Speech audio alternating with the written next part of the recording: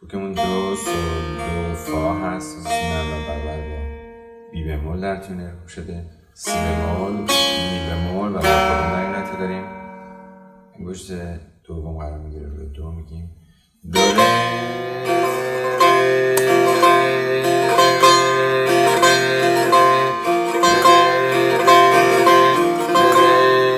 ره کارون میشه ره سی دور سی دور سی دور سی دور، یک میاد پایین میره دو.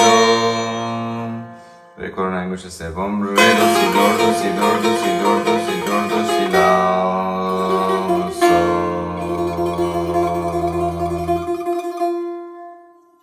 تو انگشت اول به ره با یک میره دو ره فا ره انگشت اول می فا سول فا می ره دو ره دو سی. تو انگشت اول دو ره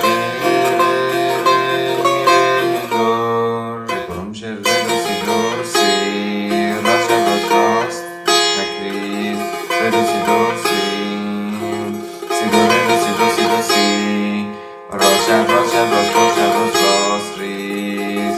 تو انگشت اول ره به کار میشه دو ره میره دو ره دو ره دو راست راست راست راست نکریز ره انگشت اول ره می فا میره میره دو ره دو سی دو سی دو سی لا راست راست راست راست راست راست راست راست سی دو سی لاس راست راست راست سی دو سی دور سی دور سی دور سی دو. اشاره های دو به ره کارون بود. سی لا هم که راست شب بود، سی انگشت اول بود.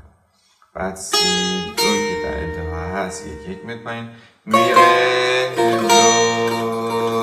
ره کارون میشه ره دو سی دور دو سی دور دو سی دور دو راست چپ راست راست چپ راست راست چپ راست راست چپ سی لا و کارون میاد تو 13 راست راست